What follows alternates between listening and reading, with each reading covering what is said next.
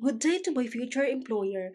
I am Luisel Gianan Dimaano, married with one amazing son, 38 years of age from Philippines, a college graduate of midwifery course. My working experience are I worked before in Riyadh, Saudi Arabia way back 2020 to 2023 as nanny and caregiver to our royal family.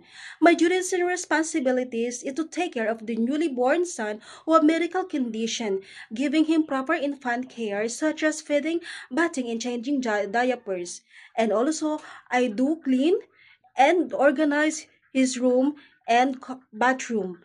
After that, I worked in United Arab Emirates way back 2023, 2025. There are three in the family, and my duties and responsibilities is to take care of their 4-year-old son who have medical condition also. I go with him inside his class, stay with him as a nanny and shadow teacher. After that, I go to their house to prepare his meal, his healthy meal, and also I do some activities indoor and outdoor games. I do cleaning also, vacuuming, washing, and ironing. Thank you and see you soon.